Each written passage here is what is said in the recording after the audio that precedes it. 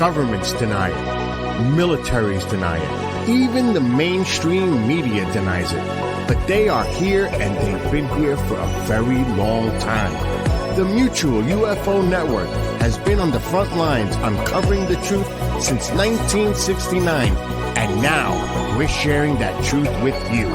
Welcome to MUFON What's Up with your hosts, Katie Page, Christopher DePerno, and Tara Diulis, exclusively on the KGRA Digital Broadcasting Network. Wondering what's up?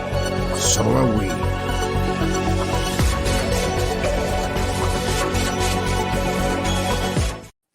What's up, everybody? It is Tuesday night, and you're listening to MUFON What's Up Radio, the show that says discovery starts with curiosity, and curiosity starts with MUFON. Brought to you by KGRADB.com.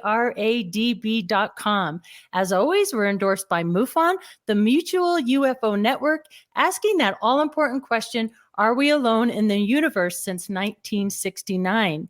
I hope that everybody has had a great weekend and that you all had a wonderful Thanksgiving and you enjoyed the day with friends and family. I don't know. I've had one of those crazy sporadic days, so I'm so thankful to be here among friends. We have a super special guest with you tonight. We have a fellow Colorado MUFON. He is actually on the board of directors and does so many things within MUFON and has been involved in MUFON since 1999. He has written a terrific book called The Brief History of Ufology from 1941 to 2011. It's a fantastic book, and I really admire Barry Roth because he is somebody who just knows the history. You know, he's great friends with David Marler. And if you're a historian and want to know about all these historic cases, Barry's the guy to go. And this is the book to read. So I'm so excited to dig in there and ask all these great questions about some of these really historic cases with Barry. I'm your host, Katie Page, the Colorado State Director, and I would like to bring in my co-host. We have Christopher DePerno, who is the New York MUFON State Director, along with his friends, Jerry and Jenna. They're back. They're back from vacation. Hey, everybody. Hey. What's up? All the people in the chat room and everybody there. Yeah, thanks for being here, everybody. My boys are back, my boys and girls. I got to be gender neutral. My boys and girls, there they are. They're back from God knows where. He won't tell me. Andromeda? What? What? No, don't worry about it. Yes, he had a great time. He wants everybody to know he had a great time, and he's back and stuff. We got a great show for you tonight. Barry Roth is going to be on. I'm going to ask him a whole lot of questions. We're going to go through it. It's going to be as fun as usual. So where's Tara?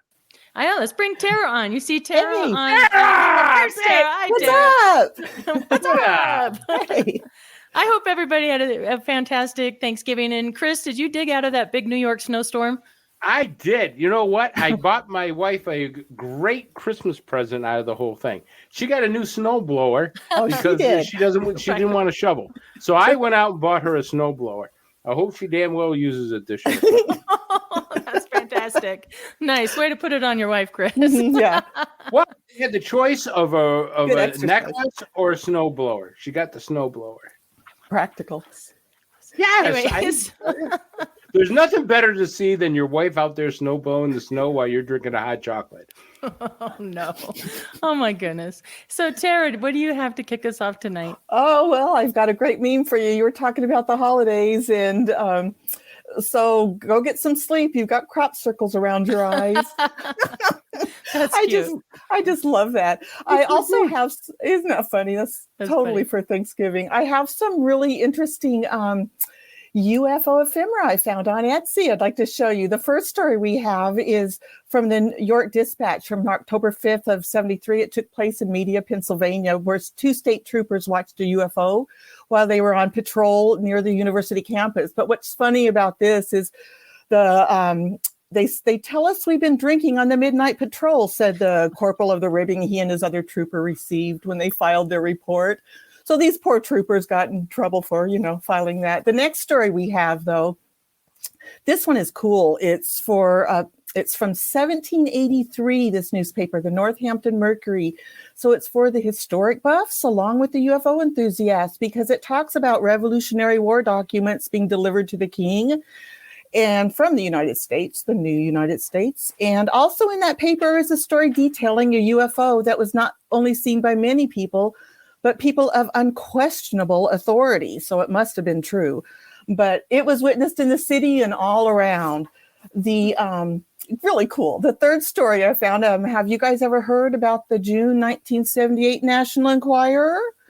Farrah Fawcett had a baby? She wants to have a baby. Well, it featured the UFOs and the big government cover-up. I guess there's always been one, along with Farrah. But what's interesting about this is that the article features none other than Stanton Friedman himself. Oh, cool. And you can buy these on Etsy? These are on Etsy I found them under UFO ephemera. And did Farrah Fawcett want an alien baby? It doesn't look like it. You can read these articles if you zoom in a little bit. She might have been, poor Farrah. Our last story. Oh, go ahead. Well, I had something to say about that one. The last story came from the York Dispatch. Again, this is in Pennsylvania, but basically, Detroit police have full-fledged plan on handling of creatures from unidentified flying objects. So a special group of officers. They're going to find the nearest exit and get the hell out of there. I know. They have the go-ahead to stop and frisk all aliens from other planets that are in the city or the airspace above. And what's funny is there's a 7-point department memo that detailed instructions on how to care for the UFOs, their passengers or crew. But the top priority item said to get them to the ground, even if a bullhorn or a public address system must be used. And after that, they can issue citations as required. So anyway, it's really to the ground. Not the bullhorn. Oh my gosh. I would give money to watch somebody put handcuffs on ET. You're under yes. Well, their arms and hands are so thin, they would just come right out of those cuffs. You can't make those cuffs small enough. Can you imagine? Can you imagine coming 40,000 light years to Earth and you get a speeding arrested? Yeah. I wouldn't come to that planet again. Ever again. These guys, what a bunch of a-holes these guys are. Paying a ticket for coming down and visiting you. I thought this was a tourist place. And then look at this. I got a ticket. It's quite humorous. So these historical newspapers and so many other cool UFO related items can be found on Etsy. And after all that reading, are you hungry? How about a big hunk of chocolate?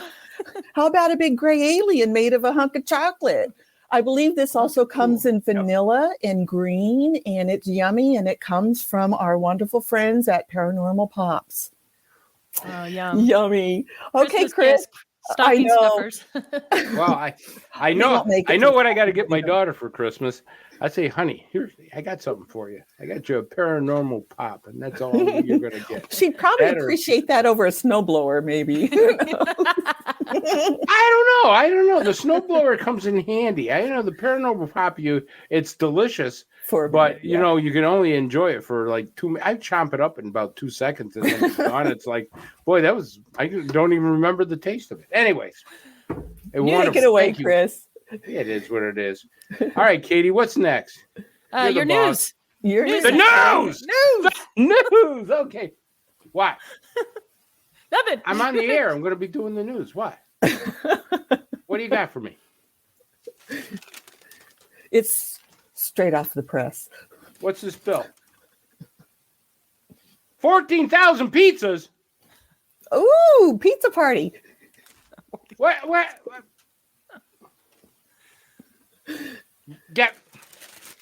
I'm not paying it. Jerry, I guess he had a lot more fun than we thought. Anyways, let's get on with the news here. All right. Mystery at Area 51 investigator says FBI and U.S. Air Force ransacked home and seized all his computers in humiliating raid. An Area 51 researcher said his home was raided by the FBI and U.S. Air Force, who seized all his computers. Jorg Arnott runs the Dreamland Resort website, dedicated to the goings-on of the mysterious base in Nevada, but said he was the subject of a humiliating raid. Listen, if you had the Dream Resort website, you might have a humiliating raid. Arnott says his homes in Las Vegas and also in the town of Rachel were searched by a combined team of FBI and Air Force Special Investigations. Arnott said each location saw at least 15 to 20 agents rummaging through our home and about 8 vehicles. It got quite tense and humiliating for me and Rachel and for my girlfriend in Vegas. Viva Las Vegas.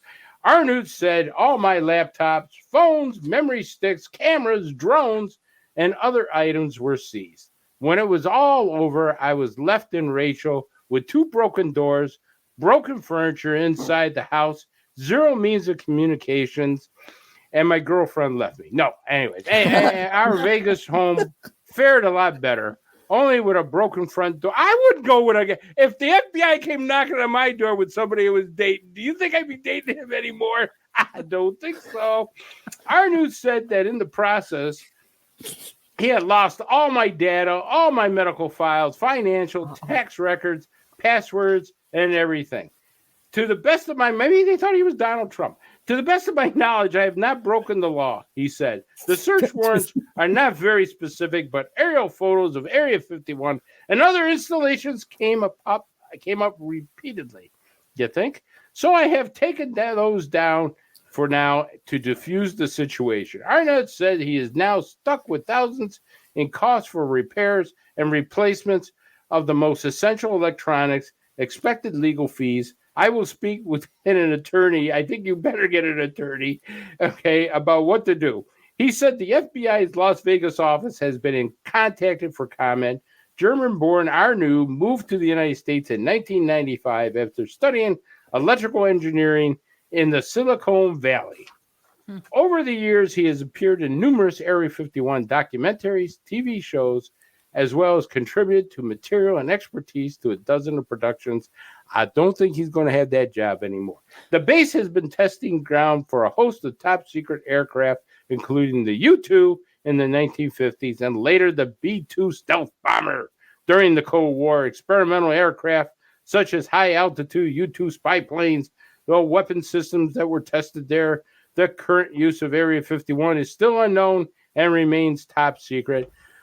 Let's see this video of Mr. Arnoot and his trouble with the FBI.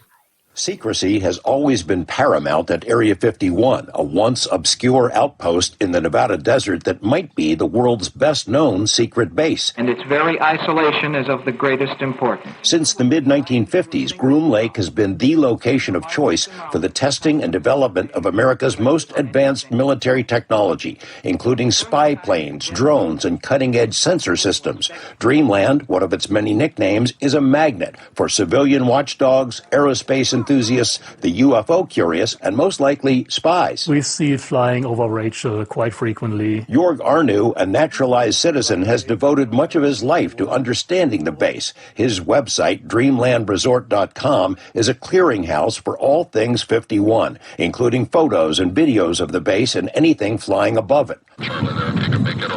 Arnoot owns a home in Las Vegas, but bought a place in tiny Rachel, Nevada, so he could be close to the action.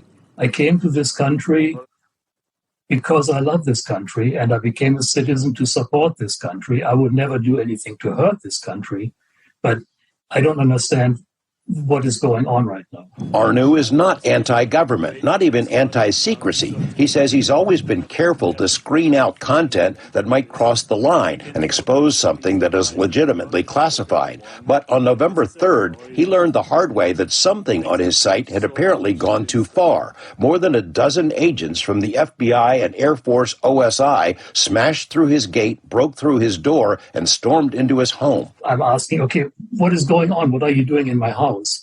To which I'm looking basically at this point at a riot shield and a gun that was drawn and pointed at me, and an agent in a stern voice giving me commands to turn around, hands against the wall.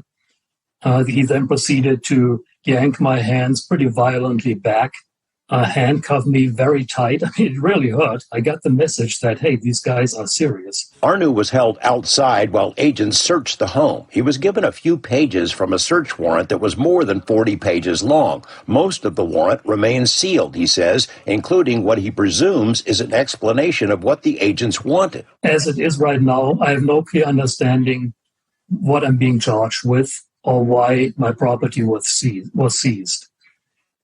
My various computers, 3 or 4 laptops, cell phones, memory sticks, backup drives, my camera equipment that is worth almost $10,000, my drone. Everything was taken.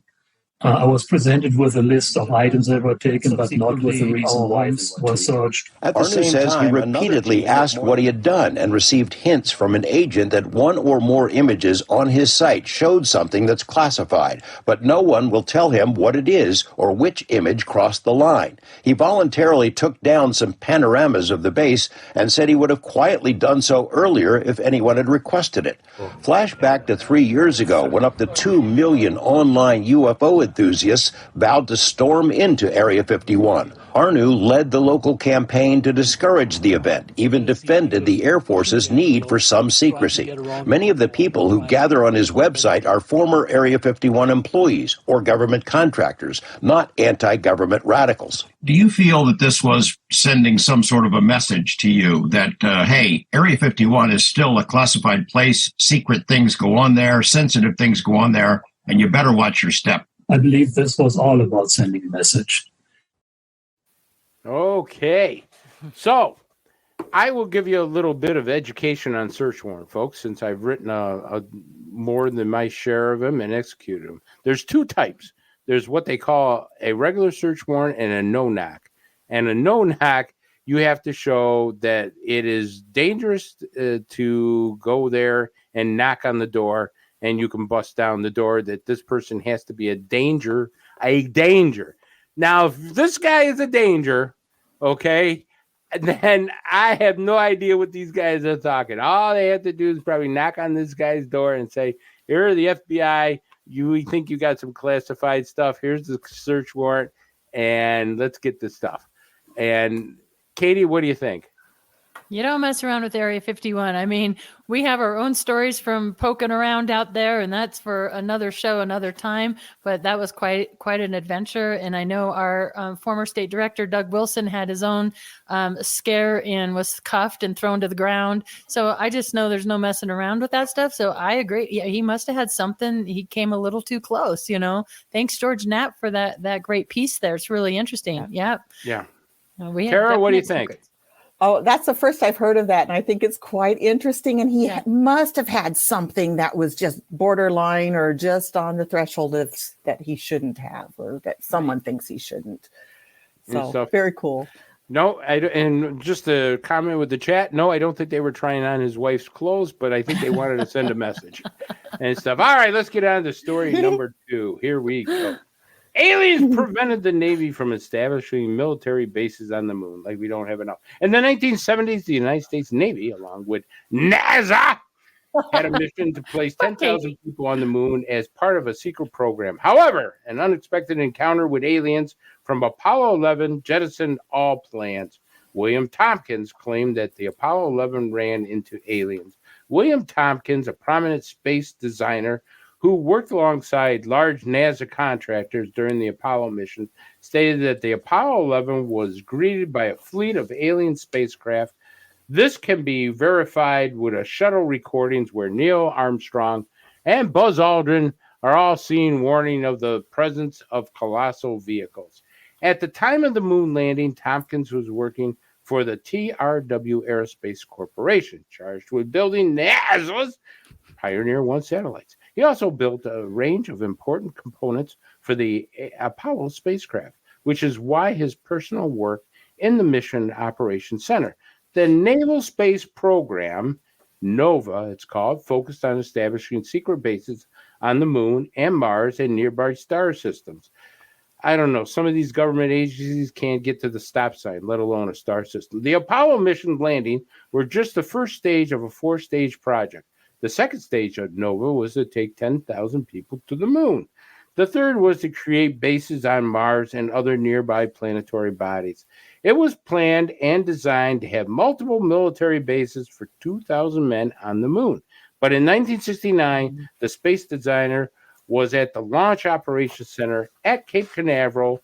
The Apollo lander camera broadcast live images of Armstrong and Aldrin and what they were witnessing. It was there where they were observed how they were received by a fleet of alien spacecraft, which were around the shuttle.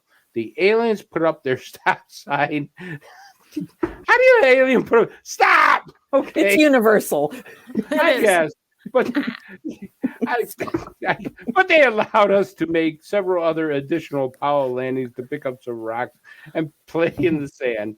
Maybe they were picking up garbage. They said, "Yeah, go ahead, clean the place up, but then get the hell out of here." The action of the aliens stopped their plans to build our planned naval base on the moon. It is possible that the aliens did not want the Navy to establish military bases on the moon, you think. With this refusal, the NOVA program had radically come to an end in 1969. All right, I got that video of Tompkins. Let's roll that video. The moon is a different problem. Now, let me try to explain it.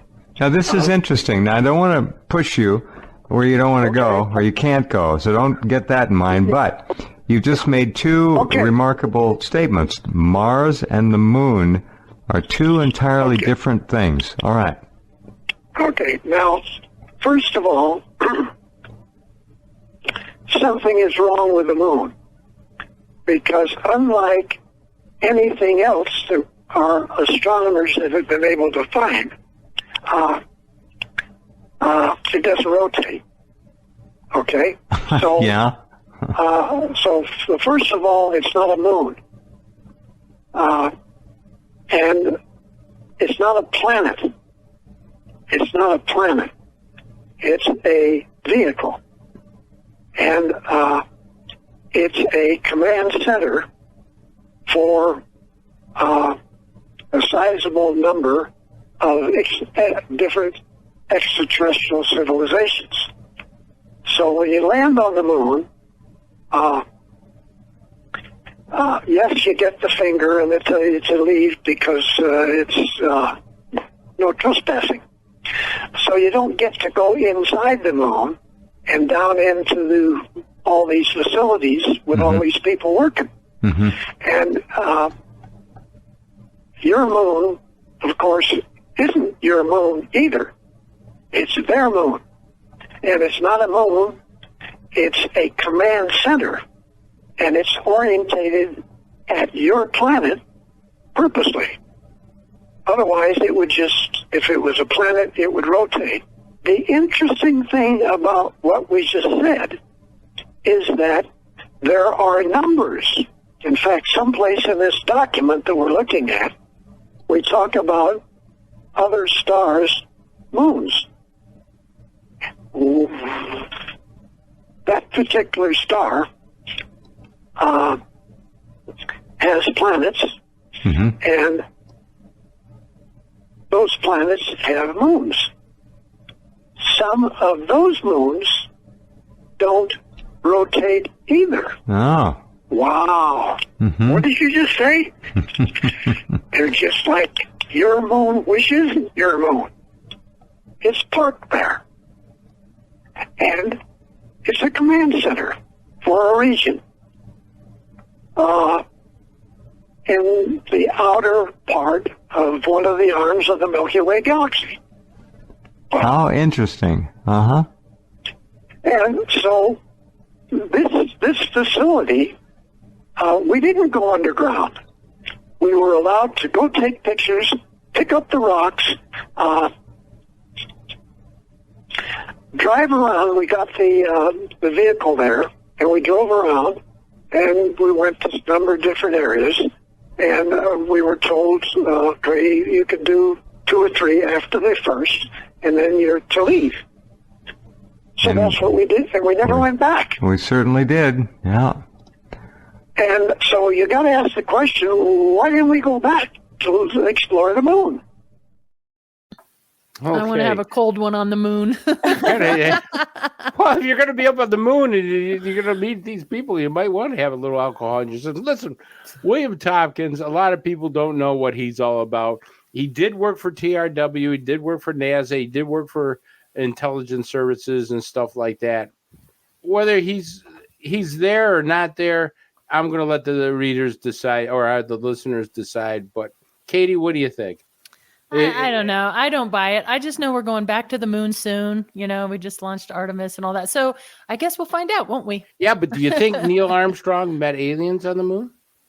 Do you think because there was that? Well, it's been documented. There was that point where they switched radio channels at one point.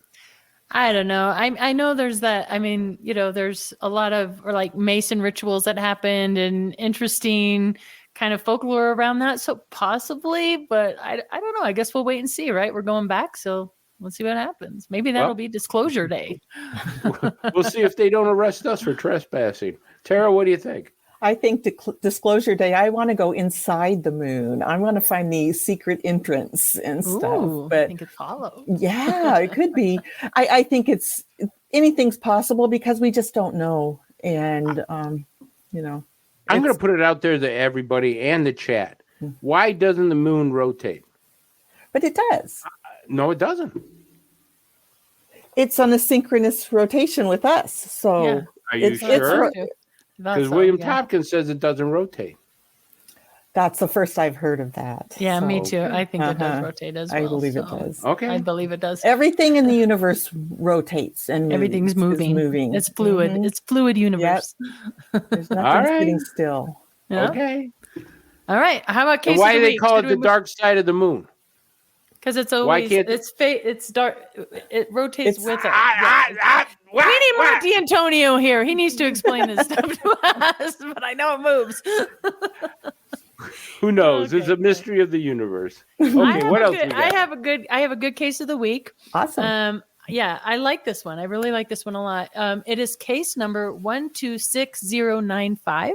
It's actually a category 1. I think it should have been higher than that, but it's out of Cottageville, South Carolina. It occurred October 13th, 2022 at 8:50 p.m. So the witness went outside to call the cat in and saw a light between the trees. She moved her head several times because it was just sitting there. So this thing was like on the ground. Then she ran inside to get her husband. And as the husband came out, it started to ascend up slowly like a rising elevator. Husband took the shortest video because he said it was a plane. She said it absolutely was not a plane. It was low and hovered before ascending, then flew over our heads, over our house. It did make a noise, like a whirling noise, but not like a low plane would have been. She said it wasn't a helicopter either. She said she was positive it was triangular in shape as it flew over the house. And then that was that. The investigator said the witness was very credible. She did state it was a triangular shape. It made a whirling sound. And this is a small community where like people know everybody. So, you know, it wasn't a drone. She was positive of that. And she closed it as an unknown UAV. So Bill, if we can please run that case of the week video. It's very short. It's 18 seconds or something. Slowly going up. Oh my gosh. That's a plane. No, it wasn't. The military No. plane.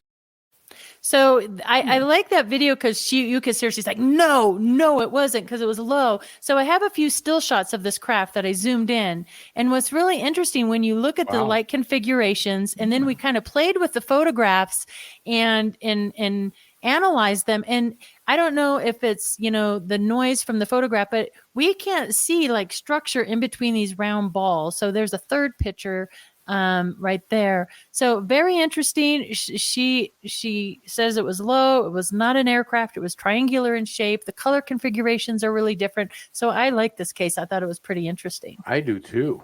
Yeah. You think it might have been drones, maybe, Katie? Well, she says no. It's way too big to be drones. Way too big to be drones. So Wow. yeah, I'm impressed with that one. Yeah. right. And stuff. You know, I'm waiting to see the next sixth generation. Thinking about it. I don't know if you guys saw the new Tom Cruise movie, Maverick. You know, the Dark Star is supposed to have seen the Dark Star, the plane that Cruise was flying, or they flew during the movie, is an actual plane.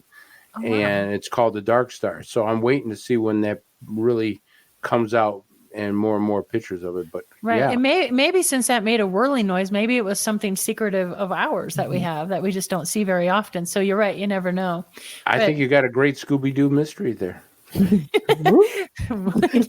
So did you happen to catch up with Bob Spearing this week? I did, of course, and always All right. it's a great blast with Bob. Here's what he's got for us. Okay, thanks. Hi, everybody. This is Bob Spearing, MUFON's Director of International Investigations.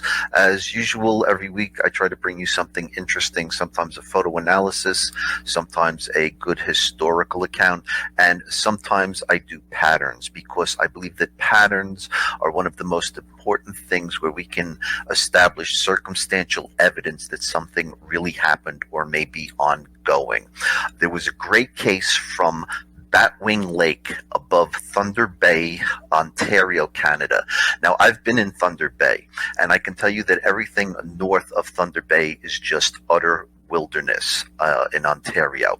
So we got a case 121173 from a woman of something that happened to her this past March. She says that her and her boyfriend were at a remote cabin far up in the Ontario Canadian woods, and she stepped outside and was frozen in her tracks by an incredibly massive object, and she drew a picture of it for me. And if you would put that up first, please.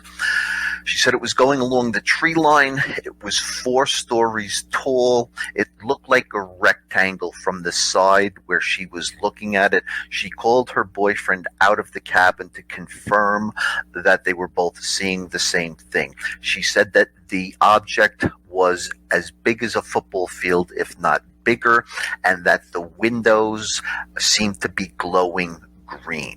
Now, there was a case from North Carolina 3 or 4 years ago, and we'll put that up next, of another massive object. It doesn't look quite like what we saw in the last picture, but again, it was massive, and it glowed green from the windows. That was case 104040 from October 2019 in North Carolina. Now, let's go back to Ontario. Next slide, please. We had a case of the year back in 2015. The sighting actually took place in 2013. It was case 74282, and basically a group of hunters were way up in the northern wilderness of, again, Ontario. And they see this massive, they believed it was a dumbbell-sized aircraft, larger than a football field, just hovering around in the trees. And they tried to take pictures of it, but it gave off some sort of bluish glow that seemed to disrupt the camera from being able to take a proper picture. Everything was pixelated. So we have this massive craft this year, 4 stories tall, glowing green. In Ontario, we have the North Carolina object that is massive, glowing green. We have this massive object again in the wilderness of Ontario, glowing blue and giving off some sort of electromagnetic field.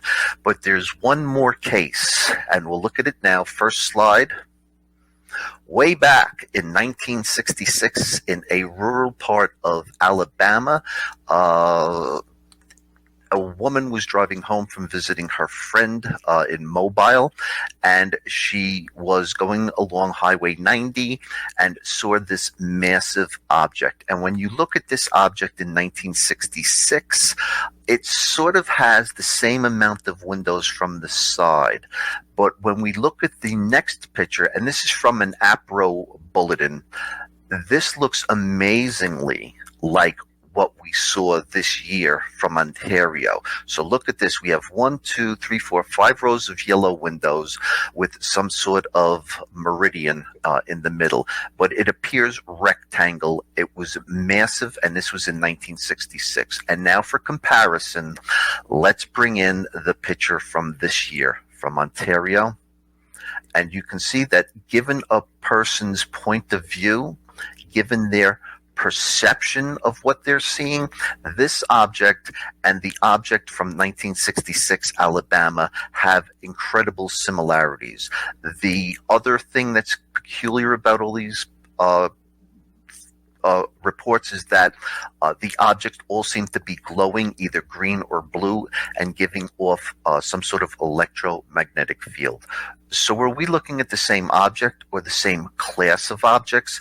And what would massive objects in the sky be doing in rural parts of Canada and the United States?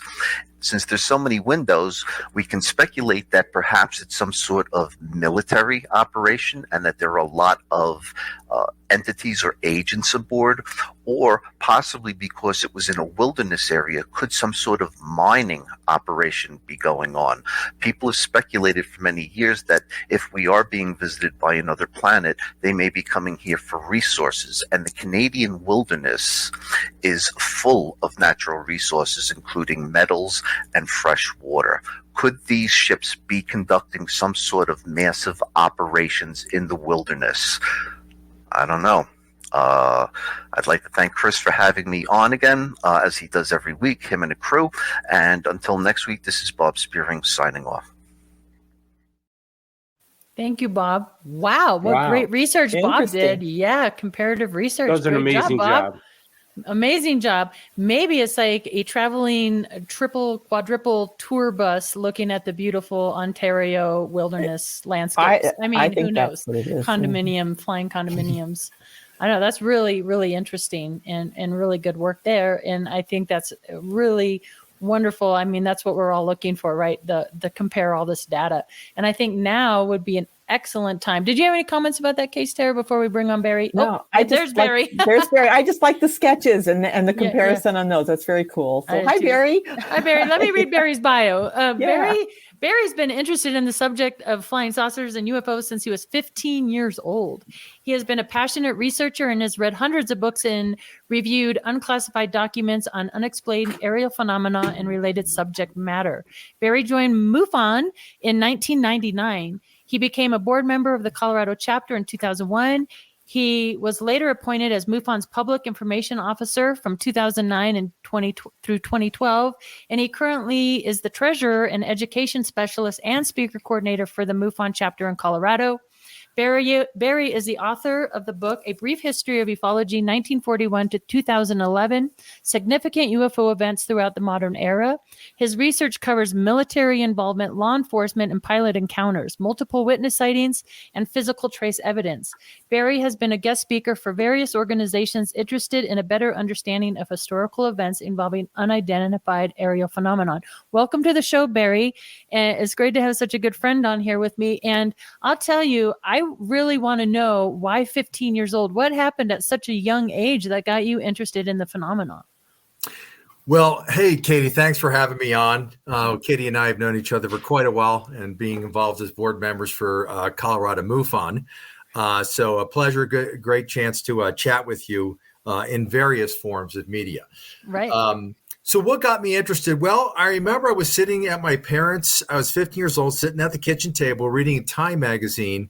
And I was reading about an incident that occurred 20 years earlier. It was the Gander Air Force Base incident in which a military transport plane piloted by Lieutenant Grant Bethune was flying along the Atlantic Ocean, and the captain, Captain Bethune, looks down and he knows he's in the middle of nowhere in the Atlantic, but he sees like a small city of lights. And he asks his crew, he said, hey, call in and see if there's any other traffic in the area. Are there any other ships in the area? And they was told no. And he said, well, are we in any shipping lanes? And he flying above, he said, no. He goes, well, what are we looking at? And right after that, this object that was on the ground, it wasn't a city of lights. It was an object that was 300 feet in diameter. Multicolored light starts rising rapidly up at about 1,800 miles per hour towards the craft. Towards the plane, the transport plane. Now, the transport plane, it was a crew of 3, plus there was 31 military personnel in the back.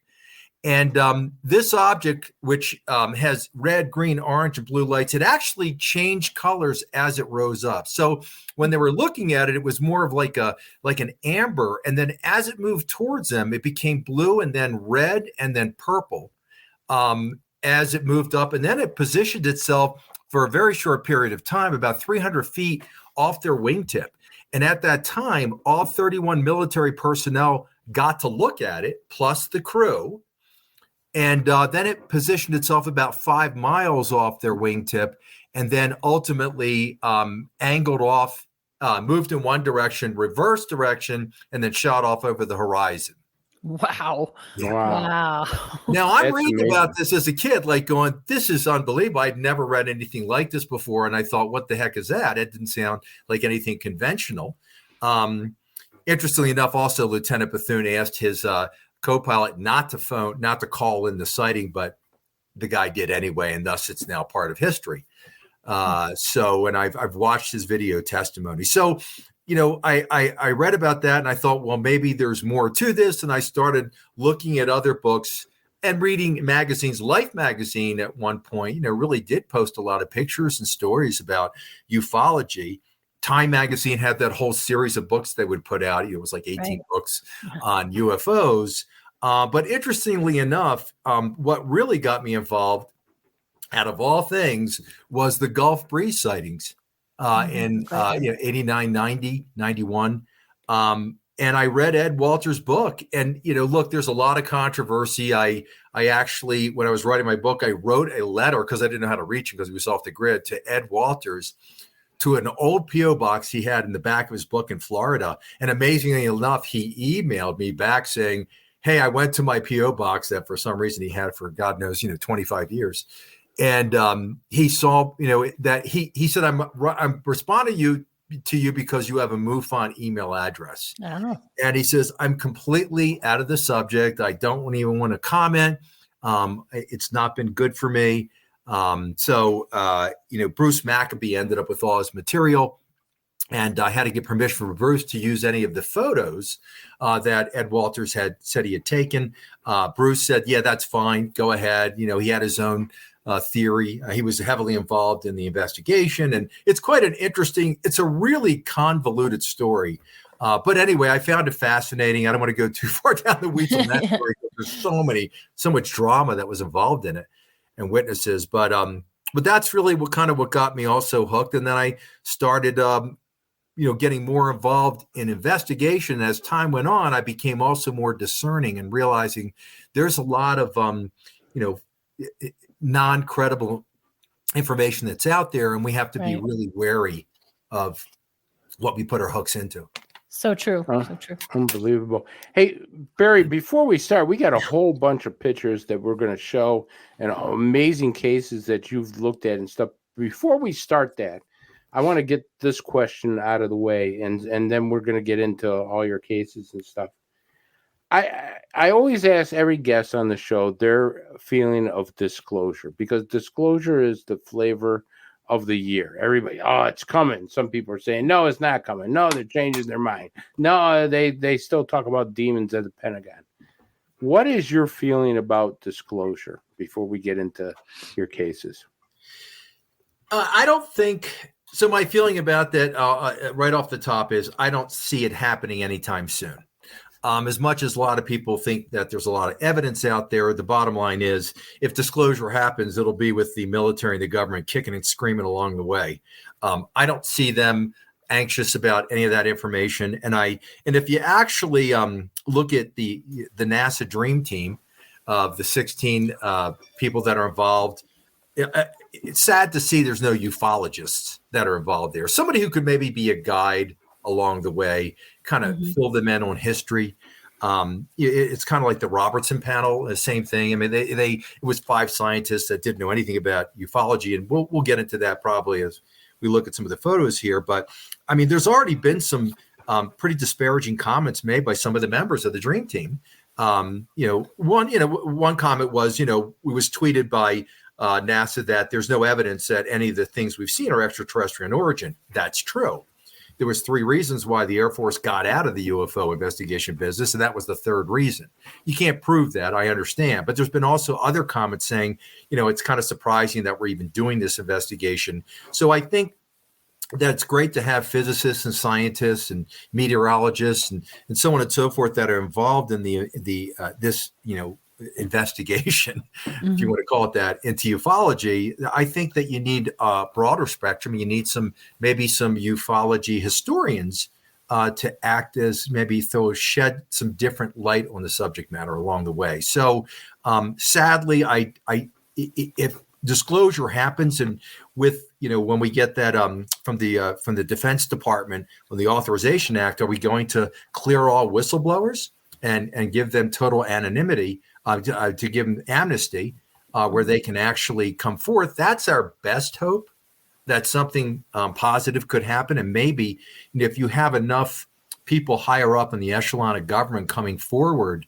and disclosing what they saw, knowing at least that their pensions and their job, if they're still working, isn't going to be affected, then we might have a shot at that. But I'm leaning more towards 85%. It's not going to happen anytime in the near future. Oh, that's too bad. That's too bad. For full disclosure, Barry, would you go to the moon given the chance? And what do you think about the moon? Yeah, there's been a lot about the moon. It is stable. I'm not aware of the moon rotating, because if it did rotate, then somebody on Earth would see the other side. If you think about it, as we rotate and the moon rotated. So is the stories written, is the moon hollow? When one time there was a large meteor impact and it supposedly rang like a bell. So I don't know. I mean, it seems to be in geosynchronous orbit with Earth. Do I think it's a station for extraterrestrials to camp out as a home base while they investigate Earth? It's possible. I just, I don't know if there's enough evidence to really prove that. All right, I just looked it up, and the moon does rotate. It just rotates along with us. Yes, really. That's why. Yeah. It does that. Yeah. It does a full rotation. Okay, yeah. Hey, I stand corrected. 28 days. So, so Barry, you have great presentations, and Barry has presented for, along with Colorado MUFON, but many, you do schools and colleges, and you've spoken and presented in many places, and you have different ones. And I'm always so impressed because, it just blows my mind when somebody can remember like events and dates and sequences and people and all that. And you're one of those people, Barry. That's why this book is such a great book. And you really look for cases that are really highly credible, that have documents to back them up. You spend a lot of time at David Marler's researching, going through the right channels, and you look for like police reports and military reports and that. So you sent along some photos of your presentation, and if we can just kind of talk about some of these cases that you like to highlight and you think are really significant in this field. And we have about 10 minutes until break, so if you want to kick us off with one of those cases. Sure. I didn't know if you wanted I didn't know if you're going to pop something up, or you just want me to randomly talk about Yeah, I think one of the first cases you have, well, you talked about Project Sign and Grudge and Blue Book. So if you want to kind of really brief on that, because I know a lot of our listeners know about that. So, and then we'll move into the next case. I think it's good to me. I do a variety of different presentations, but I will tell you the politics of UFOs is probably one of my favorite, because that was that became the fork in the road, in essence, for whether we were going to disclose information early on, or whether we were going to go ahead and hide the information. So to me, that Project Sign, Grudge, Blue Book, the Robertson Panel, the Condon Committee are all interconnected. I mean, Project Sign actually started off with good intentions, in that the Air Force bases closest to the sighting would actually have their intelligence personnel investigate. That made sense. And people could report. There was a lot of, before Kenneth Arnold in June 24th, 1947, there were lots of cases. There were hundreds of cases that were still being reported, mostly by the military and by pilots, but they were coming in. And that's Project Sign was looking at those cases, 300 domestic, 30 foreign cases. And eventually, Robert Snyder over in Project Sign, because there was a big faction of Project Sign, those who believed and those who didn't. When I say that is those who believed it could be objects of non-terrestrial origin versus everything was prosaic and you could explain astronomically or meteorologically. So an estimate of the situation was written by Snyder, was turned into at the time the Pentagon, the Air Force Van. I talked about me remember everything. So, but anyway, it was turned into the Air Force intelligence at the Pentagon. and ultimately those reports didn't feel there was enough discernible information to believe that any of the evidence points towards non-terrestrial in origin. Thus, allegedly, all the reports were destroyed. That led up to Grudge. Grudge was as bad as its name sounded. At the beginning of 1949, and it was just everything needs to be explained. They even put an Air Force Regulation 200-5 out there, basically saying that we need to be able to explain everything. And ultimately, bad things happen. JANUP 146 and basically saying that if you reported a UFO without having it go through the military personnel first, there you could be imprisoned. If you were a civilian pilot and then reported without getting it cleared first, you could spend 10 years in jail or a $10,000 fine. And things really went on. Wait a minute. Hold on, Barry. You mean to tell me, because this is the first time I've ever heard this. This is amazing. You're telling me they actually told pilots, commercial pilots, or just military pilots, that if they reported a UFO outside of the military administration, they can go to jail? Yes. Initially, it involved military and civilian pilots. Correct. Eventually, the civilian pilot part went away, and I don't think the JANA program exists anymore. But there was, when it first rolled out, you could face up to 10 years in prison and up to $10,000 fine, whether you were military or civilian, unless you had it cleared first through military channels. That's crazy. Wow, that's amazing. Yeah, it's kind of sad, and there was a whole Air Force regulation that went with that too. And that, who knows how long that would have continued, but there was an incident that occurred at Fort Monmouth, New Jersey, with an Air Force pilot trainer and his student, where they witnessed an object and had it on radar moving at 700 miles per hour.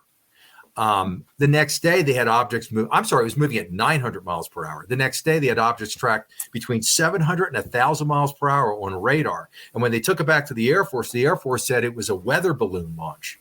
Well, I don't know a ton about weather balloons, but I know that they can only move at the speed of air currents. The wind stream, the maximum in the wind stream is like 200 miles an hour, and then it would be eviscerated then. If a balloon's moving at 700 miles per hour, I don't think you're going to have a balloon left, and it can't move at 700 miles per hour. So it was so ridiculous at the time. General Charles Cabell basically said at that point, because Grudge was down to one, there was one UFO investigator for the country. That was it. There was one guy that was there, and he reported to a guy named Rosengarten. And of course, imagine if there was just one UFO investigator from MUFON in the country. How well would that go? How effective? He's a pretty busy guy, I could tell you that. Really effective in their investigation. So eventually, they said, "Wait a minute!" They cleared house with Grudge. They brought in Edward Ruppelt, tapped him from the Air Technical Intelligence Center. He was an intelligence officer. And he moved forward with really good intentions. He had a lot of good ideas. To be on his team, you couldn't have any preconceived beliefs in UFOs. You couldn't believe that everything was prosaic explained. You couldn't believe that everything was non-terrestrial. You just had to have a neutral belief. He had all sorts of ideas about putting air light diffraction grids on patrol planes that would measure against known light spectrum. So if you had a benchmark for known light spectrum and you measured something in a diffraction grid that had unknown light spectrum, you could say, it didn't match up, it didn't hit the benchmark, thus it's an unknown. Mm-hmm. He also wanted to put spotting stations with cameras and equipment and people up in northern New Mexico. So, there were so many sightings in northern New Mexico for such a remote area, of the country, that was quite unusual. And actually things were going pretty well. And if we maintained that line, I think that who knows what would have happened. Maybe disclosure would have happened. But the CIA stepped in. They said, no, this is not good. Because we were coming out of the and we still got on time. Okay. We were coming out of the Korean War, and the Cold War was really getting traction at that point. And there was a lot of concern about psychological warfare. Yeah. And the military's concern is, let's say the Soviets, because it was the Soviet Union at the time, they basically employ a lot of spies to do nothing but call in UFO reports. And our entire communication system has a logjam of communications coming in of all these unidentified, they didn't actually happen, but all these reports coming in of UFOs, that there would be a communication logjam. Our country could be paralyzed in trying to have the military investigate all these cases. And then proverbially the military flies in from the Soviet Union with their jets and bomb our country, take us over. I mean, I know as weird as that sounds, that was an actual concern. And that there were so many reports. The question was, could you discern between what's real and what's not real? You know, was something flying in and we're going to say it's those pesky UFOs again, disregard. Right. Or are they actually, worst case, oh my God, we're being invaded by Russia and we better start nuking them before they nuke us. So that was really, in a simplistic way, the concerns that were happening. From a psychological, there was concern, loss of credibility of our leadership. Could they protect us if UFOs were flying unimpeded in military and civilian airspace? So how do you get rid of that? You get rid of it by just basically saying, we need to find a prosaic explanation for everything that comes in. And we need to, according to the Robertson panel, demystify the aura of UFOs. You know, it's the unfortunate aura of mystery they have acquired. Right. So through media, and if you couldn't discredit the evidence, then the other plan was discredit the witness. And that they did a good job at that. Right. So in less than a minute, how did Grudge turn into Blue Book? Yeah, 1 minute before break. No, that's so what happened was actually Ripple came along, and when he developed and picked his team, just so you know where the little tidbit of history, if you remember going back way back in the college days, they used to give you a Blue Book. You know, when you wrote an essay, remember that? And it had a composition, that old. And you wrote your essay. That's how he came with the name Blue Book, because it was a fresh start. You know, you got this book freshly sealed. So Blue Book was more of, the analogy of a new beginning. And thus that was done with good intentions, but eventually financially all funds were withdrawn after this whole gamut with the CIA and what their input was. And no threat here, no threat here. So when we get back on the other side of the break, we will get into these wonderful cases with Barry. So we'll see you on the other side of the break.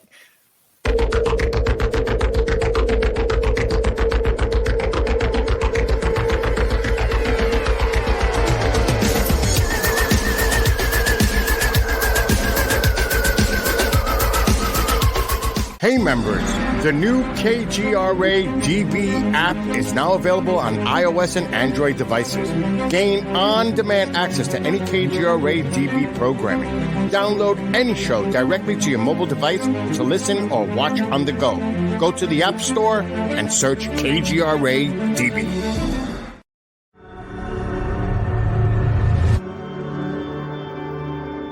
MUFON is the voice of thousands of like-minded people who want to see change. We speak up against UFO secrecy. We engage governments and agencies around the world on the topic. We share information with the public through our journal, website, newsletter, social media, and even our own TV channel. When you join MUFON, you add your voice to the cause. Few things are more important in our time than understanding the UFO question. Join MUFON. Find your friends.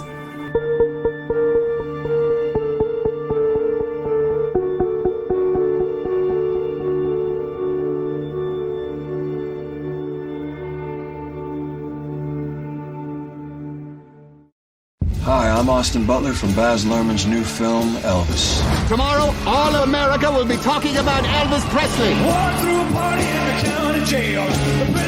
As a blood donor himself, Elvis shared the gift of life with patients in need and asked others to do the same. We're encouraging you to give blood this summer. Please visit redcrossblood.org/Elvis movie today to learn more.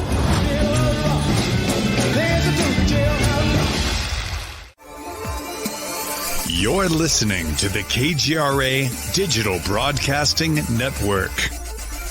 We provide unparalleled coverage of trending news in the world of ufology, cryptozoology, and paranormal phenomenon. Whether you're watching our video live stream or listening to one of our audio programs, you are getting the best from world-renowned researchers and hosts, guiding you through topics the mainstream won't touch.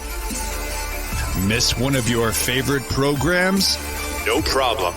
Head over to the members area at kgradb.com for access to our massive library of award-winning content. Make contact, stay connected, only at kgradb.com.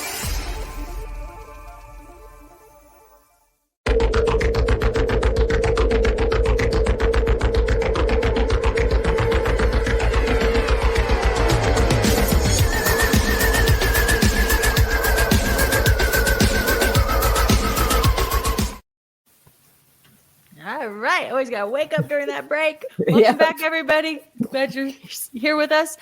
So, Barry, let's go back to July 24th, 1948. I mean, 1948, let's talk about this case here. Sure. It's interesting. It's funny. The other gentleman was talking about this object with windows over Alabama, I believe he said. Remember, right. like a tour. This was over Alabama.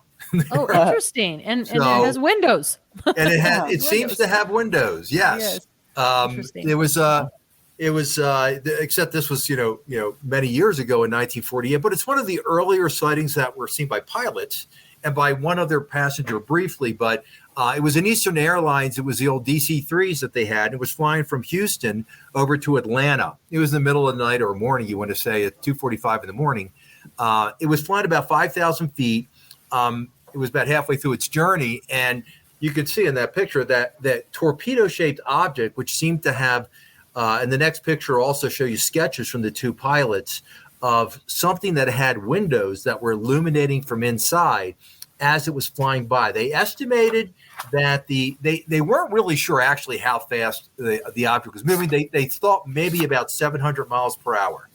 And that it flew up and to the right of them fairly close. It was they said about 700 feet away up and to the right, had about the circumference of a B-29 fuselage. And just so you know, one plane or one object or an aircraft flying about 700 feet away from another aircraft, even back in the old CAA, which was the Civilian Aeronautics Authority, the rule of thumb, just like is the FAA, is 3 to 5 nautical miles away with like 1,000 feet of vertical separation. So this thing was violating all the aeronautic laws by flying by. And then they watched it for about 10 seconds and then it went upwards. So it was about they estimated that it right before, as it was moving in a downward angle, it then moved upwards and disappeared into the clouds at around 6,000 feet. Once again, the sighting only lasted at the most 10 seconds. There was one passenger on there that briefly woke up and saw an eerie light go by, and that's all pretty much you could say that he saw. They landed in Atlanta. They immediately were taken to a local radio station, WCON, and they were interviewed there, and they told their story, and then they were told that, it was probably a near miss of a meteor that was flying by. Well, the problem with that is meteors don't pull up before as they move towards Earth, move to our Earth or atmosphere. They continue on a downward motion. Right. Even more interesting was that an hour before their sighting over at Robins Air Force Base in Georgia, one of the mechanics there, ground maintenance guy, saw a cylindrical shaped object with a long streak of fire. That's the other thing. There was a 50-foot flame, a blue flame, coming out of the object. The person over at Robins Air Force Base also saw a cylindrical shaped object with flames coming out the back end. And then Dr. James McDonald, great UFO investigator. He was also a physicist at the University of Arizona. He discovers that a week earlier than that, a pilot, a Navy, a captain of the Air Force, a guy named Jack Puckett over Tampa, Florida, also saw a long cylindrical shaped object twice the size of a B-29, had luminous portals in there, and that he estimated it was flying about 1,500 miles per hour. Wow. 4 days earlier over at The Hague in the Netherlands, they also witnessed a cylindrical shaped object flying by. However, the Air Force concluded that what these two pilots saw was a meteor or a bolide. It was breaking up in the atmosphere, and it was giving the impression of self-illuminating portal windows during its breakup. I mean, that's really going for a stretch here of what they saw. And then another conclusion, though, there was a Russian Zond 4 booster rocket that was re-entering the atmosphere. I'm not sure if it was in that area, but once again, even if it was a booster rocket, why would a booster rocket have windows? That wouldn't seem to make sense. No, it doesn't make sense at all. And stuff. Barry, let me ask you. First of all, is there more to this case? Because this is fascinating. I can listen to you for hours. Well, I think what's interesting is that early on, you're having these. We had a discussion a few weeks ago at our meeting. If you have these craft that are coming in, let's just say they're non-terrestrial in nature, and then they're in our atmosphere or on the ground, and they have flames coming out of them, like Socorro. Or and a variety of others. Like, what's the deal with the fossil fuel being burned when you got some exotic propulsion technology? They're making toast. Yeah, or hey, we got to go ahead and show them marshmallows. Something their brain around. No, we'll give them some flames out the back. I don't know the purpose of that. I just found it that it was good, credible witnesses that are trained observers that can't define what they saw. And what's so neat about when you're doing research is you start to find about other cases that were in that time frame of objects that might have been similar in nature. Right. And I've got a few on where when I was at Dave's house doing some research, I was doing one in particular in Red Bluff, California, these two police officers.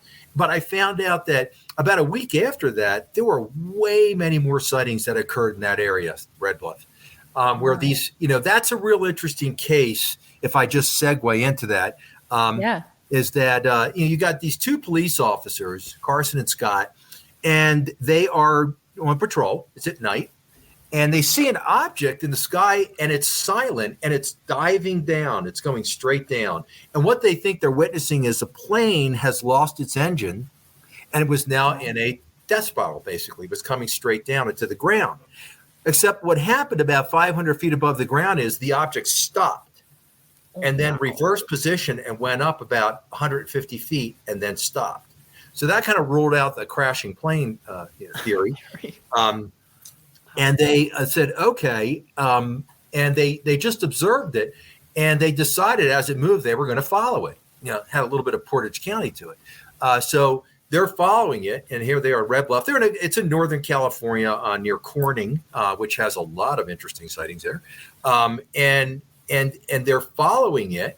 And then the object starts to come closer. Now the object is about 150 feet away from them. They pull over.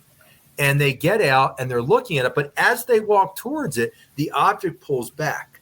So Carson gets over they have a spotlight on their car, and he shines a spotlight at the object, and the object just disappears. It just shoots away. So now they're trying to find it. So they drive and they don't see it. And they pull over and they get on top of the roof of their car because they're trying to look over this hill. And the object bounces back right in front of about 150 feet away. It stops. And then it starts to move, and they eventually see a second object come in. And this object now moves right next to the primary object, and they start flashing red signals at each other. It's just red, back and forth, as if they're communicating by Morse code by flashing these red lights. Like Close Encounters. And then it takes off. However, what I discovered was about a week later, there was way many more sightings by a variety of police officers, 6 to 7 police officers in that same area. But let me just back up for 1 second to the two police officers. So there is a Red Bluff radar station there, military station. They ended up, they called into dispatch, a Deputy Fry, and said, hey, check in with Red Bluff, see if they got anything on radar that's unknown. So dispatch checks, and sure enough, Red Bluff says we are tracking something on radar, and we don't know what it is. So at that point, now the object is left, and the next day, Carson and Scott go to Red Bluff, and they meet with the commanding officer there and say, hey, we want to talk with your radar operator from last night because he was tracking something that we saw. He goes, I don't know what you're talking about. We didn't track anything. He goes, no. We dispatch spoke with the guy, and they were asked to escorted away. They're like, we're not talking to you. You can leave. And they never got anywhere after beyond that. Men in Black got to him fast. Yeah, I mean, this has been going on for a long time. I got to tell you, Barry, I actually am impressed that the police officers actually went that far, because a lot of times these guys, they would never report. There's been so many sightings by police officers that they will not talk about it on the record. They want to talk about it off the record. But I have talked to several. And for you to, be able to get that story down the pat the way you did, that's amazing. That's good work, Barry. Well, what's interesting is that some of the more interesting cases are police officer cases, because they really have nothing to gain. I know it's an old adage, nothing to gain, everything to lose.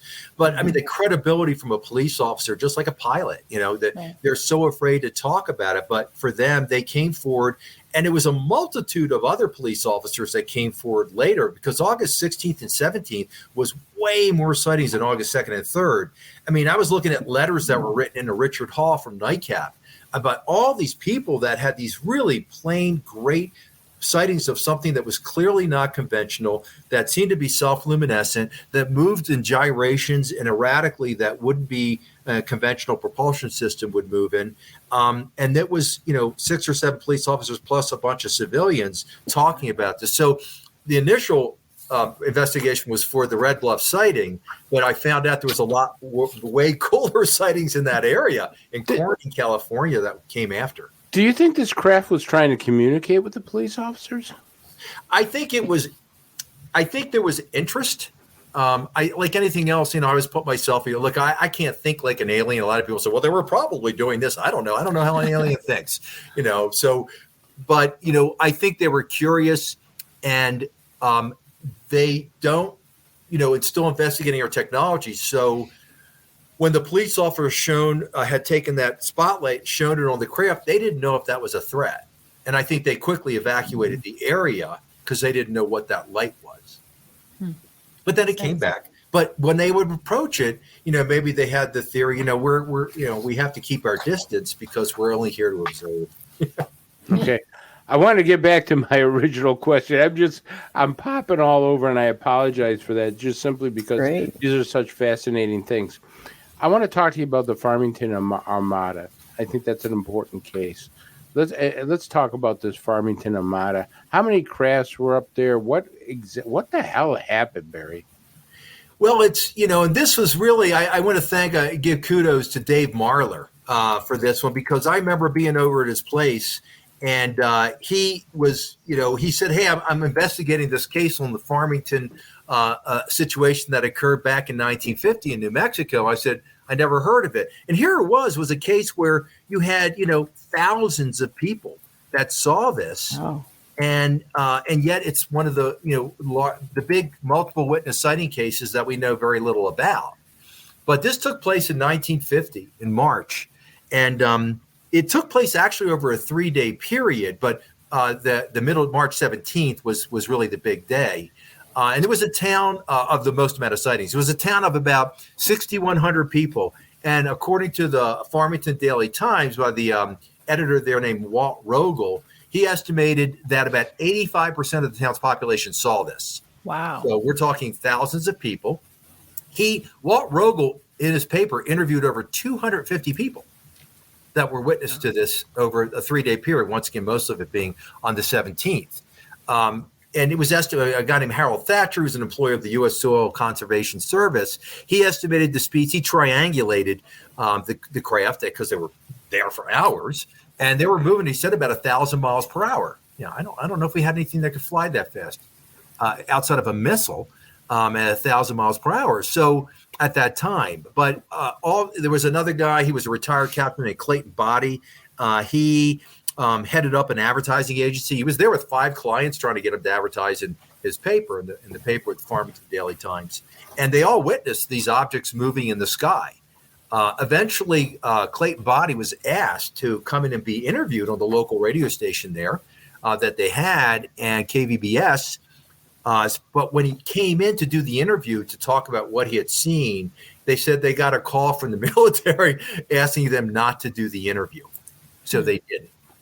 But other sightings out there was a former tail gunner, and you got 10-year-olds and And they what was interesting is that these objects at times would flip on their side like a coin, right on the edge, and move that way, which is like the Nash Fortenberry sighting, where you had these objects that were moving at, they estimated conservatively at 12,000 miles per hour, and then stopped, flipped on their edges like a coin, changed position, the 6 objects. So 6 became 1, 5 became 2, 4 became 3, and then continued on with 2 more objects eventually catching up.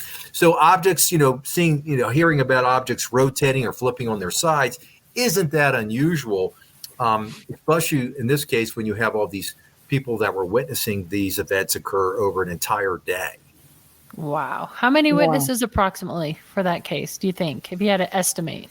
Well, 250 interviewed, but the estimation of witnesses is at least 5,000. Wow. Somewhere around there. That's incredible. All these crafts, I know that in your book, you talked about the McMinnville, Oregon photo, that photograph there. Isn't that one of the best photographic evidence? Isn't that what you stated? And maybe you could talk about that. Well, it's one of the most examined photographs. University of Colorado was involved in that, not via the Condon Committee, but the University of Colorado. Though the Condon Committee did weigh in, I want to tell you. Later on, the University of Colorado and some other institutes were involved, and it was considered the best photograph of a UFO ever taken. There's no evidence of a hoax. Now, I know that Mark D'Antonio will debate me on this. He says, no, there was a lie. I said, well, it was a crease. What you're basically, come on. In May 1950, you got this elderly couple working at a farm in McMinnville. It's at night, 7:30 p.m. And they're, Evelyn's feeding the rabbits. Paul's wrapping up for the day. And they look up. They look up and they see this object in the sky. Evelyn has the presence of mind to go grab a camera that was in their truck. And she hands it to Paul. He said, here. And Paul takes 2 photos, the famous photos that we've seen of this. And a tremendous wind then kicked up as the object sped up, and it soundlessly departs. Doesn't hear anything. So Paul develops the photos, and he takes it into his local bank.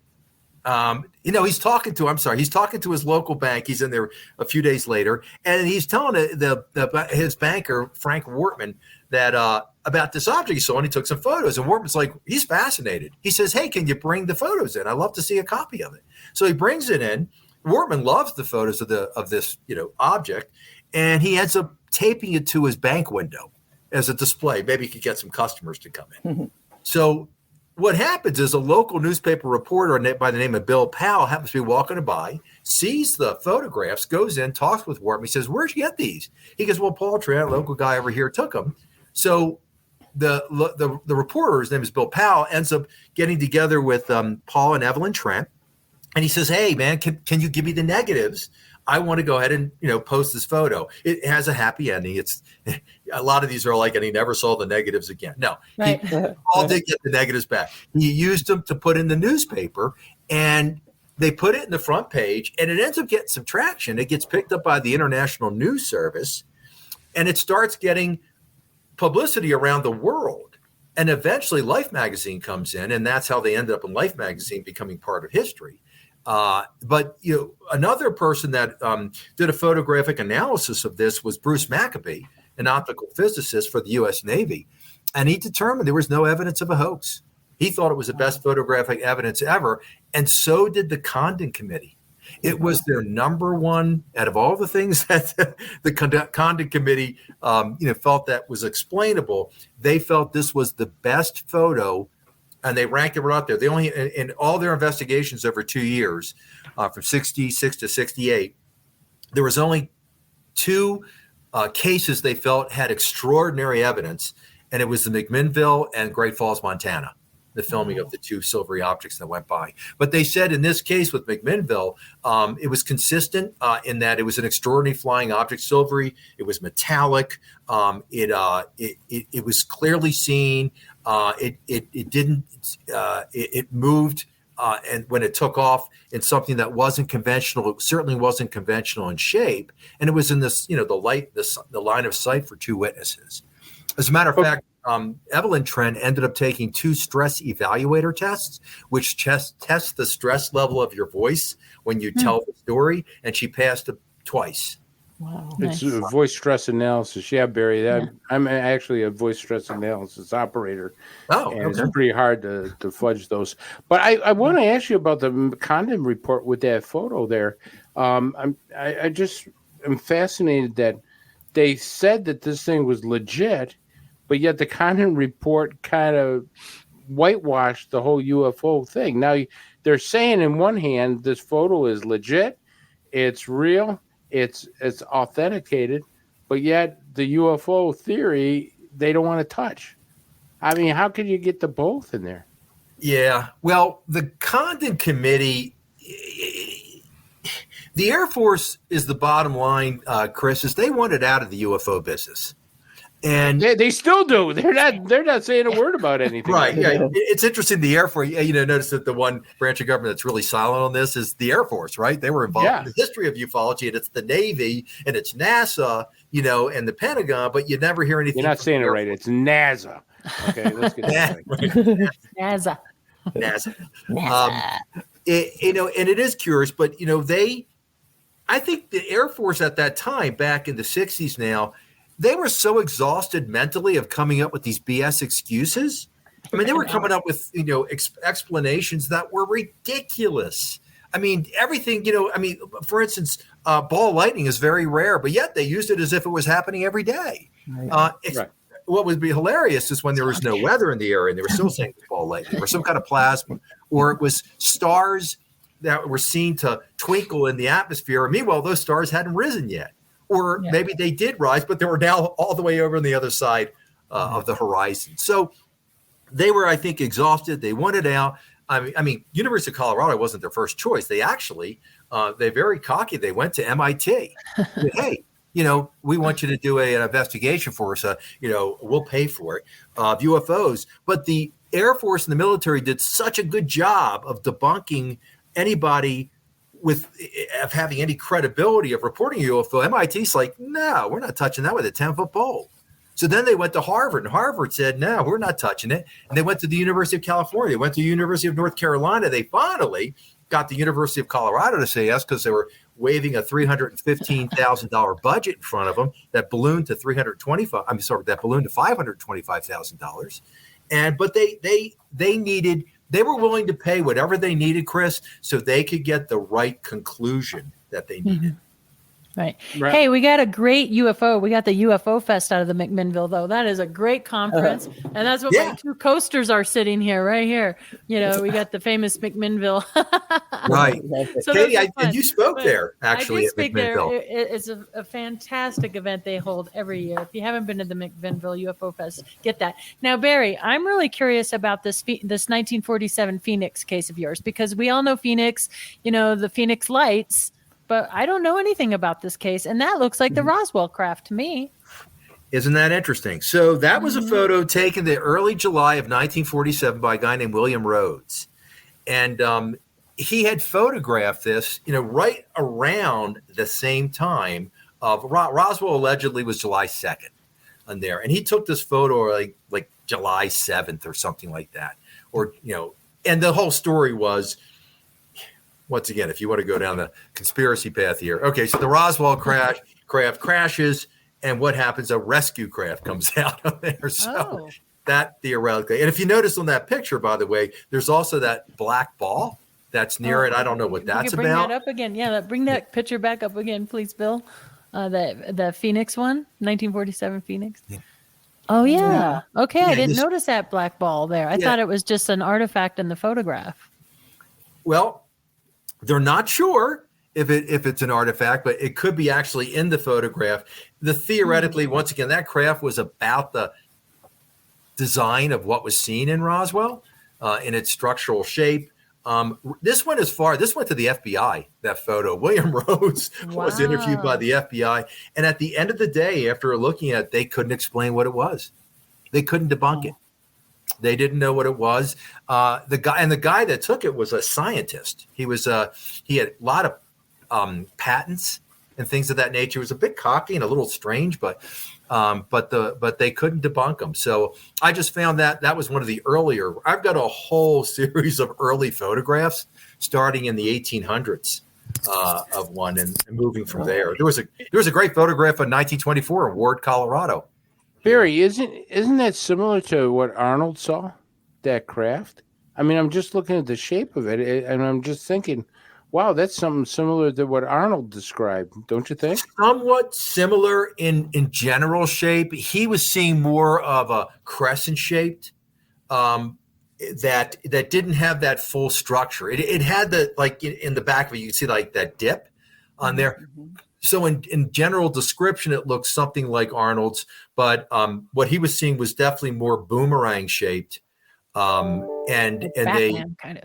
Yeah, they moved like in an undulating pattern, with the lead craft being actually of a different color.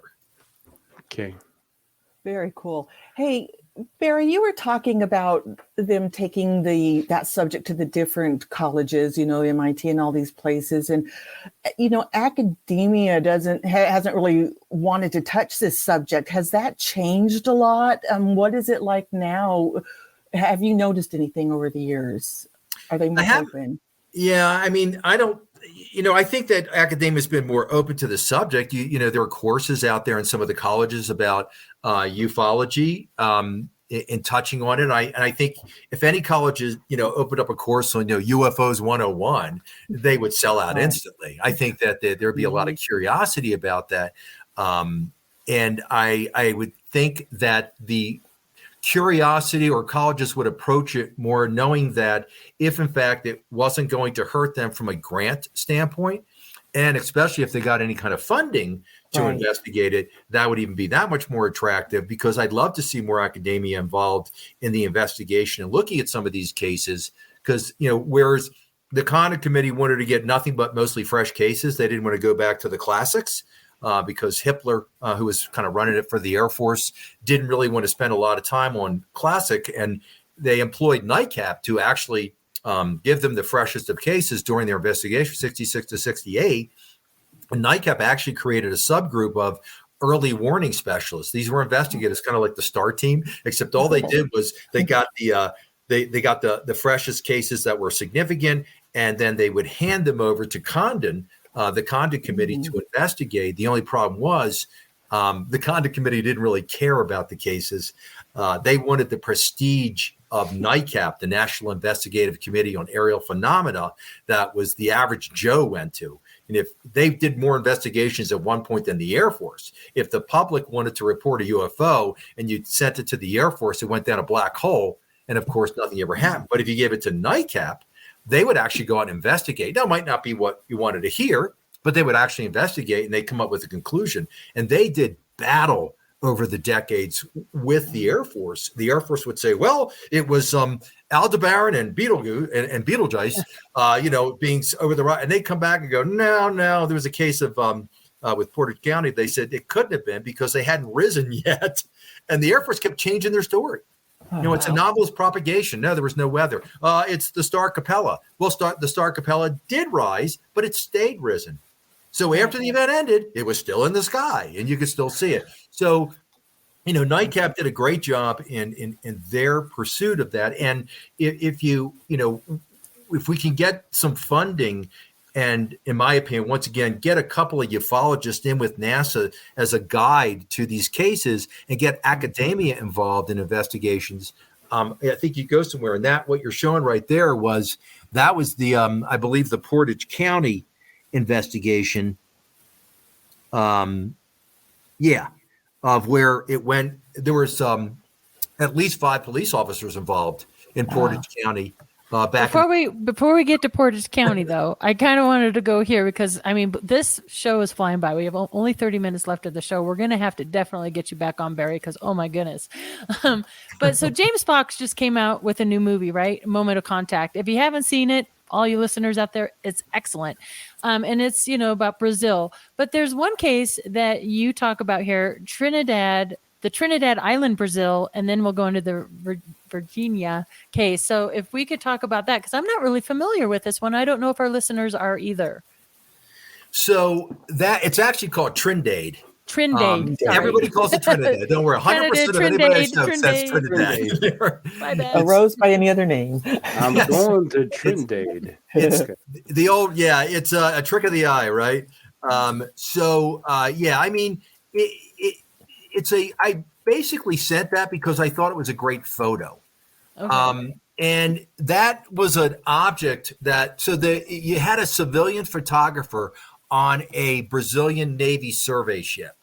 The photographer's name was Almiro Barana, and the name of the ship was the Almirante Saldana, or Saldana, I believe it's pronounced. And this was in January of 1958.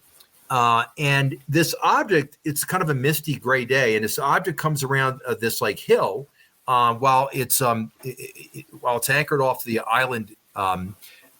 Whatever, I don't even know why the civilian photographer was on there, but there was a lot of people on that ship that day, and everybody on that ship saw this object.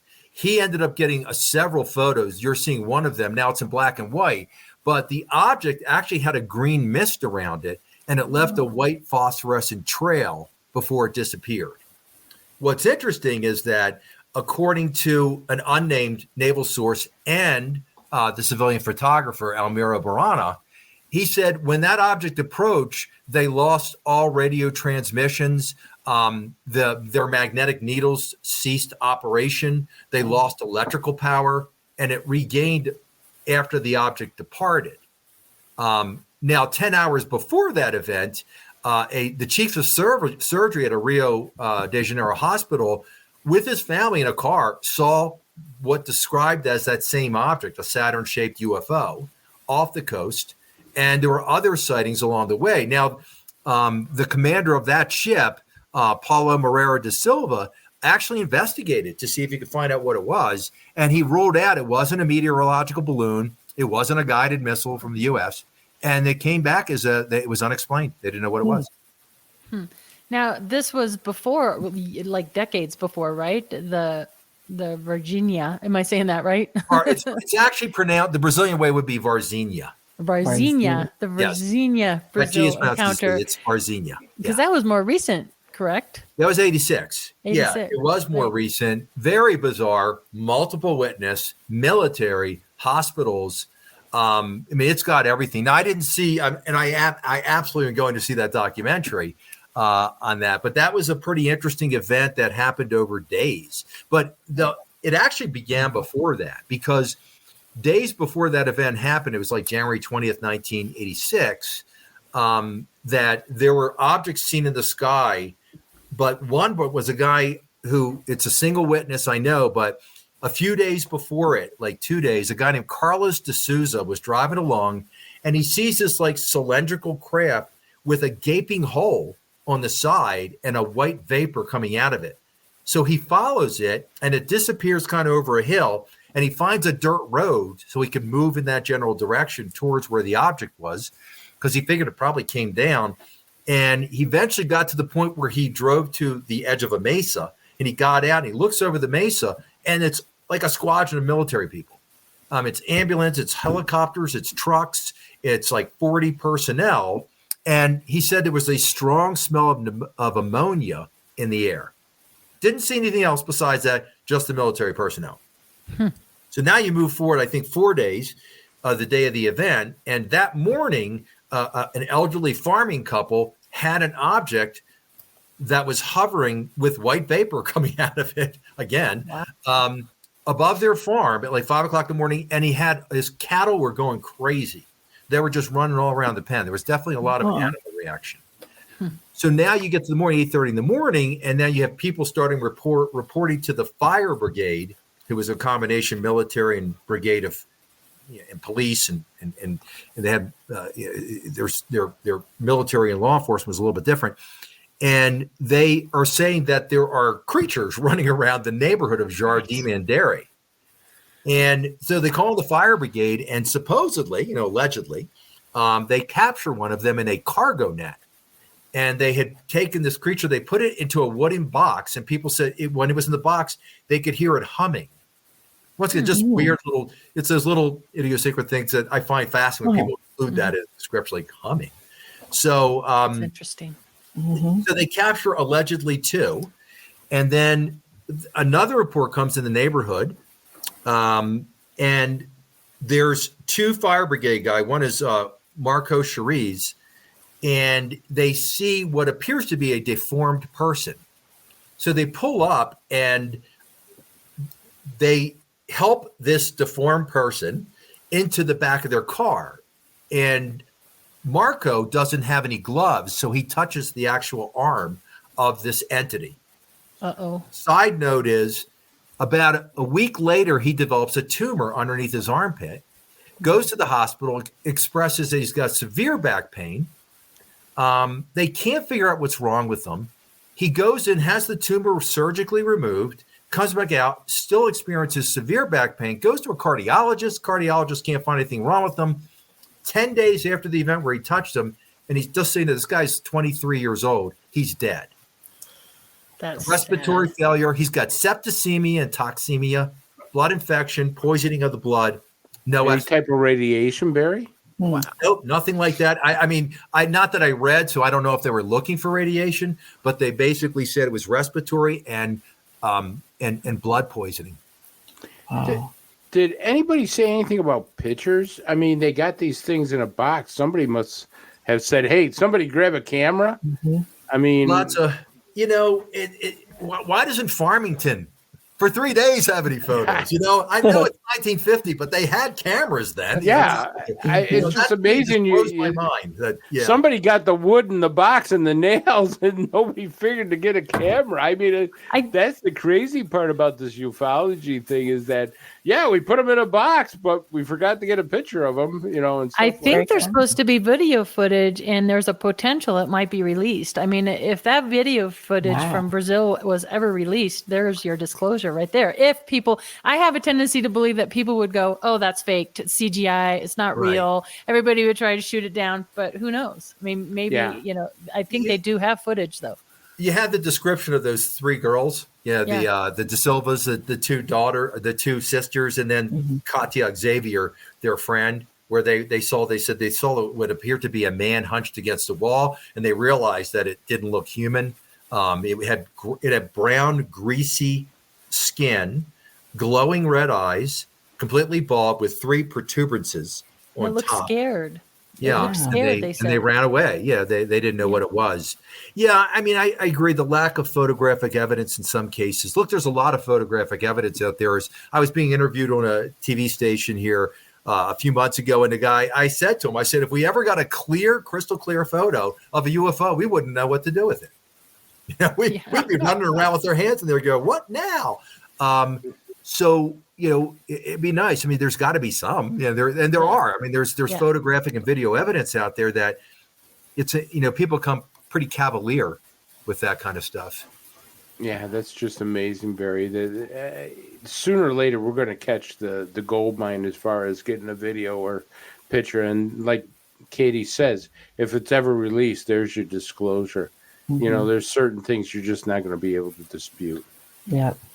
And if you could get a group of high-level whistleblowers, 1, 2, 3, 4, you get about 4 or 5 that come up with some. That to me would get a lot of traction. If you have people, Barry, there's been whistleblowers. You got people like the professor from the Israeli Space Agency, Avi Loeb. You have all these guys coming out saying incredible things. Look at Gary Nolan, who just came out and said, "I'm an experiencer." This is a physicist from Stanford University who the CIA and the government has given MRIs to, and he's been studying metals and everything. And he comes out and says, "Oh, by the way, I'm an experiencer too." I mean, these guys are credible people. These aren't guys, off the street. You're talking about Jim Semivan, who worked for the CIA. He's probably still got a clearance of some sort. And, he's the one says, "Hey, there was a cloaked object, person in my room. I'm an experiencer also." So you got credible people coming out, but they're just getting muffled, or people are just not listening. I don't know. Yeah, or people like me they wonder if it's disinformation. I mean, that's where I tend to go with some of these people. We got to be That's skeptical. all these doubt. Yeah. Yeah, we got to approach it from a skeptical standpoint, no question. But really, the to your point, Chris, is that when the mainstream media starts paying attention and actually not look, we went that little spurt with the 3 videos out there. It was the Go Fast and Gimbal and everybody found that interesting. And the media and Politico and the New York Times posted articles. Now what? It all disappeared, right? It didn't get any traction. And you got to wonder, like, this could be the greatest discovery in humankind. Wouldn't people demand? I don't want any Nobody cares. Hardball questions. I care. Yeah, right. I apologize. I'm not referring to you guys, but I'm saying that for the most part, a lot of the general populace is, instead of people running around losing their mind over the fact that, oh my God, we're not alone. There could be a sentient beings out there. No one argues there's intelligent life out there in the universe. The big argument is, of course, if they figured out how to get from point A to us and visit us, and that's where we continue to investigate and promote. That people should be curious. I wrote my book because what I had in mind, my target audience was high schoolers, were people that were mildly interested, but were extremely. It's okay to be skeptical as long as you're not a debunker. And I was like, a lot of people don't want to go out and read that 500-page book, or they don't want to find one event and read 300 pages about it. So I looked as like, I'm going to take 85 events, and the hardest part was extracting high-level information, boiling Roswell down to 7 pages, or Malmstrom to 3.5 pages or something, the event security risk. When the Conduct Committee and the Air Force says, well, there's no national security risk here, we'll go ask the people at Malmstrom Air Force Base what they thought about that, or David Schur over at Minot Air Force Base. So, things have flown in the face of that. And that, should we be concerned? We should. But, when they said not a national security risk, wrong, once again, they were just trying to get out of it. There's no evidence of any events that have occurred that are beyond our technological understanding of science. Really? In 1952, you had craft flying over D.C., tracked on radar at 7,000 miles per hour. Did we have anything that could do that? I don't think so. No. And the third was, nothing proves that it's of extraterrestrial origin. And I would agree with that, though that should make academia and people in the, certainly the military concerned. That's their perspective. Academia curious about, we need to know more about that. And that's where if funding was involved in that, and grants, you would have more traction from academia. Very cool. It's just so interesting. Hey, cases, what about your Portage case? What can you tell us about that, the Portage County? I love this case. There's a couple. They're police officer type, and Levelland is in my top 5. Portage County certainly is. And what you're looking, I'll point out there, nobody thought there was an actual photo of what occurred at Portage County. And this was a photo that was taken during that night by Chief Buchert, who had a little Instamatic cheap camera. This is, after the event basically ended with the police officers, and he took this. Now, I mentioned during a presentation I did for Colorado MUFO that I believe the photo is purposely placed upside down because in Project Blue Book files, it's listed. If you see the lights going up underneath it, and it says this side up on there on the actual Project Blue Book photo on there. And it was like, everybody reported the light was going down, not up. So I wonder why they did that. But, you've got really, Dale Sparrow and Barney Neff. They're on patrol, and they get a report of an abandoned car. They pull over, they find the abandoned car. And as they walk up to it, Dale Sparrow's police training is, you always want to look behind you. Make sure you're not going to get hijacked. Make sure you're not going to get, somebody stalking you that purposely may have left that car there. So he just follows police training, making sure that nobody was going to sneak up behind him. And when he looked behind him, he saw this craft rise up over the trees. It was like purplish hue, and it moved slowly right over the police car. So they're concerned about radiation. And they jump into the car and they call into dispatch, tell them what they're seeing. And dispatch says, because cops didn't drive around with typically cameras, and they said, we'll get a photographic unit out to you. And he says, all right. He goes, well, but stay where you are. And it started to move. And they said, we're going to follow it. So this craft starts to move and they start to follow it. And ultimately what happens is the craft is now keeping pace with the police car. And they were going at 85 miles per hour. At one point, they were doing 105 miles per hour, according to the speedometer. But when they would slow down, the craft would slow down.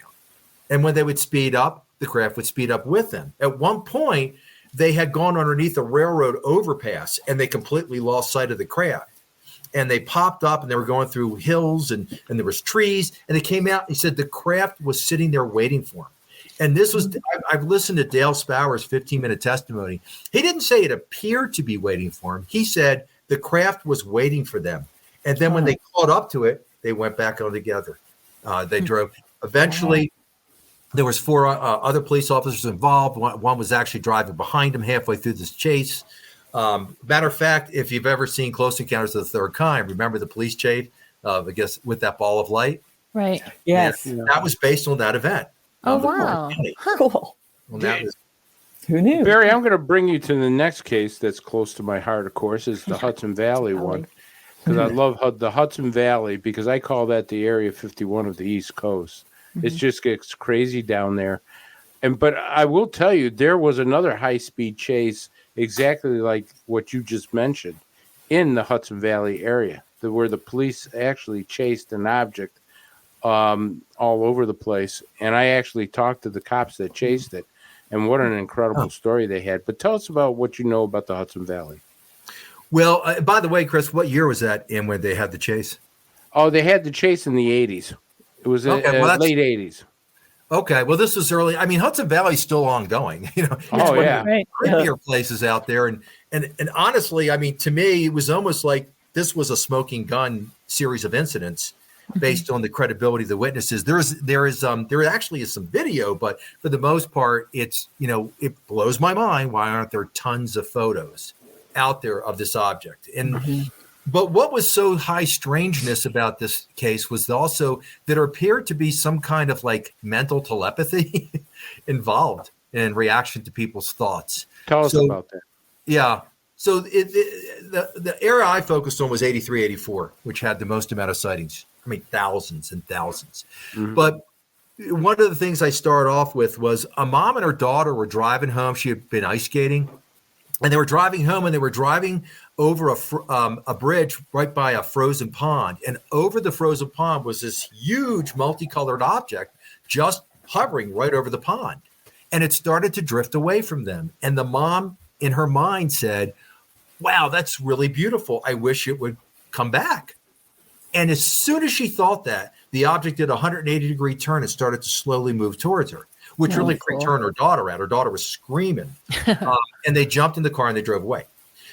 Now you've got another situation where you've got he was a deputy clerk for Putnam County. And he's out there with his 2 kids. And they say, look, Dad, there's like a city of lights. And he looks and it's this giant object that looks like a city of lights. I mean, it's like hundreds of yards. Wow. And he thinks to himself, man, I wish I could get a better look at that. And as soon as he thought, the craft was moving, it was about 50 feet away from him. And it was moving away. And you got to remember, something that big, 50 feet away, has got to be pretty huge. But as soon as he thought that, it did a 180-degree turn. It started to drift back towards him. Wow. And it was red, green, and white lights underneath. And he ran inside the house. There was a retired police officer who also, his name was Edwin Hansen, and he was out in his car and he sees this craft in the distance and he's looking at it and he thinks to himself, God, I mean, I wish it was flying towards me. I'd like to get a better look at this. And as soon as he thought that, the craft turned around, and as it approached him, he got so freaked out, he started beeping his horn and he was pleading out loud for the craft to go away, and it did. It turned around. So, I knew it's fear. Yeah, it very strange. That's more of the high stranger side of it. But March 24th in 1983 was a huge day in that thousands of people saw this triangular dark gray UFO, larger than a football field, multicolored lights, and it was silently moving over the homes and highways. People had literally pulled over during rush hour and were just looking up at this craft, and God knows why there's not any photographs. I don't know if you know, but Barry, after that sighting, the actual town there made a law saying you're not allowed to park on the road and look at UFOs. Oh, my They goodness. made an ordinance, a town ordinance, because they were so worried. They had so many sightings, as you were saying, right in that area, and they had so many people witnessing it pulling over that the town actually made a town ordinance say that you can't do that anymore and stuff. I'm not surprised. I mean, I could see it was definitely, I'm sure, a road hazard by all these people pulling over. But I mean, there was a doctor with his family driving. He sees this large object. It shoots down a white beam of light. They're looking at it. A red object goes halfway down the beam of light, takes off. A meteorologist, sees this giant object. Police officer, Kevin Servillo, sees this. He chased it. Kevin chased it there, and he followed it. And he was on. Matter of fact, I've got a video of him in his testimony of his experience with that. Yeah. But you also had the object at one point had flown over the Indian Point nuclear power plant. That's correct. Remember that? I mean, I don't know how much news that made, but you had 12 police, the plant authority, security people, and police officers that were there that witnessed this object, and it was moving at about 5 to 10 miles per hour. It was moving at jogging speed. Slow. Wow. There was 3 generators there at the power plant, but only generator 3 was active, and it stopped and hovered right over generator 3. They weren't allowed to talk about it. The security guards were not allowed to talk about it, Barry. And Park Police Officer Les Valdez, or Les, I can't think of his Les. He's a park police officer. He actually stepped out of his car, and the object was hovering right over his park police patrol car. Right, and then took off toward the nuclear power plant, as you said. But the guards were actually told. Linda Zimmerman, who has studied that thing, absolutely said the guards were told to keep your mouth shut. This has happened several times there. Right. It was the first time a UFO was reported over a nuclear power plant. Allegedly, a helicopter was called on. They asked for a helicopter, an armed helicopter, to come up to shoot it down because it was right over the power plant. That was denied. Bad idea. Allegedly. But honestly, guys, 10 days earlier, the same thing occurred over Con Ed, over Consolidated Edison, over the facility, seen by up to 70 people. Wow. At the end of the day, they said, well, we believed it was formation flying from nearby Stewart Air Force Base. That was the explanation the Air Force gave. The only problem with that was the press contacted Stewart Air Force Base, and they said, we don't do any formation flying. So much for that. Yeah. So Barry, we're down to our last 5 minutes here, and this just has been an incredible show. Oh my gosh. And I want to end it with your favorite case. I know we only have 5 minutes, well, maybe 4 minutes left, but what is your favorite case of all time? I think the one I probably like the most, I get asked that a lot, is the Tehran incident. That's mine. That's mine too. It's Tehran. Tehran, all the way. Because that one, because of it checked all the boxes. Yeah. It was seen, it's seen by, high level credible personnel in the military in Iran. It's reported by phone calls. It's tracked on air radar. It's tracked on ground radar. It has secondary CE2 effects on actually it's 3 aircraft. So the first one that was launched out there, they got within 25 nautical miles, lost its instrumentation panel and communication panel, and had to veer away and land. Then they'd have Parviz Jafari, the second guy, the one who's been at the U.S. Congress on the press Congress on the junket, and he goes up there. He's 27 nautical miles out. He loses his instrumentation panel. He then sees 4 objects eject from the primary object, but one of them is coming right at him.